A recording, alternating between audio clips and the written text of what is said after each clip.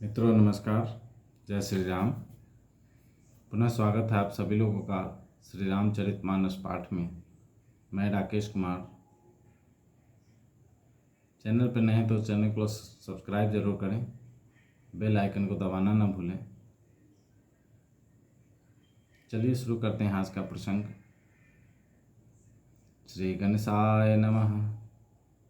श्री रामचंद्राय नमः। श्री हनुमते नमः। हवसि तू मैं पठइब प्राता, ऐहं बेकी सुनत दो भ्राता। सुदिन सोधि सबु साजु सजाए, देऊं भरत कहूँ राजु बजाए। लोभ न रामहि राजु कर, बहुत भरत पर प्रीति। मैं बड़ छोट विचार जियें, करत रहूं नृपनीति। राम सपथ सत कहु सुभाऊ, राम मातु कछु कहु न काऊ। मैं सब किन्ह तो ही बिनु पूछे, तेहि ते पड़े मनोरथ छूछे। ऋष परिहरु अब मंगल साजु, कछु दिन गए भरत जुबराजु। एक ही बात मोहि दुख लागा, बड़ दूसर अस मंजस मागा। अजहु हृदय जरत तेहि आचा, ऋष परिहास की सोचहु साचा। कहु तजिरो सुराम अपराधु, सब को कहई राम सुठी साधु। तू सराहसी करसि स्नेहु, अब सुनि मोहि भयउ संदेहु। जासु सुभाउ आड़िहि अनुकूला, सो किमि करिहि मातु प्रतिकूला। प्रियाहास ऋष परिहरहि, मांगु विचारि विवेकु। जहि देखूं अब नैन भरी, भरत राज अभिषेकु। जिय मीन बड़ु बारि विहीना, मनि बिनु फनी को जिए दुख दीना। कहूँ स्वभाव न छलु मन माहि, जीवनु मोर राम बिनु नाहि। समुझि देखु जिय प्रिया प्रवीणा, जीवनु राम दरस आधीना। सुनि मृदु बचन कुमति अति जड़ई, मनहु अनल आहुति धित पड़ई। कहई करहु किने कोटि उपाया, यहाँ न लागिहि राउरि माया। देहु कि लेहु जसु करि नाहि, मोहि न बहुत प्रपंच सुहाहि।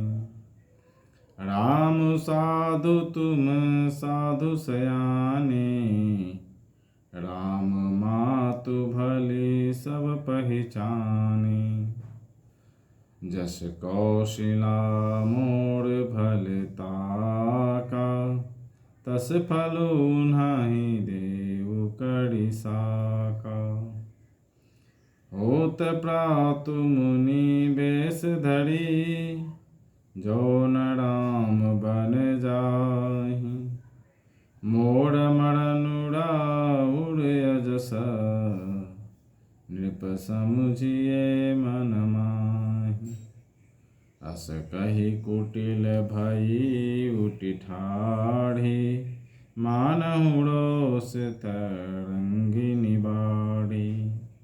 पाप पहाड़ प्रगट भई सोई, भरी क्रोध जल जाई न जोई। मैं अवश्य सवेरे ही दूत भेजूंगा, दोनों भाई सुनते ही तुरंत आ जाएंगे।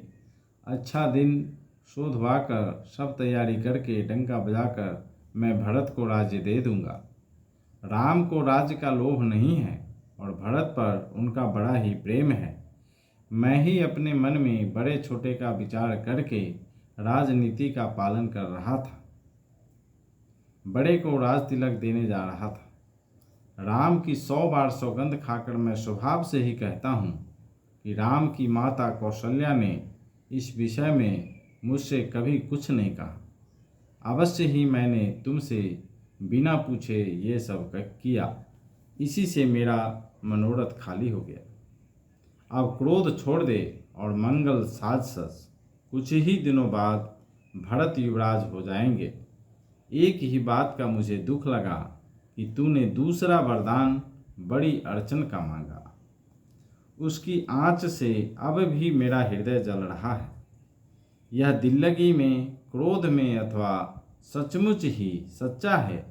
क्रोध को त्याग कर राम का अपराध तो बता। सब कोई तो कहते हैं कि राम बड़े ही साधु हैं। तू स्वयं भी राम की सराहना करती और उन पर स्नेह किया करती थी। अब यह सुनकर मुझे संदेह हो गया है कि तुम्हारी प्रशंसा और स्नेह कहीं झूठे तो न थे।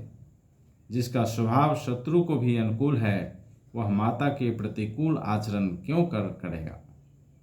हे प्रिय, हंसी और क्रोध छोड़ दे और विवेक, उचित अनुचित विचार कर वर मांग, जिससे अब मैं नेत्र भरकर भरत का राज्याभिषेक देख सकूं।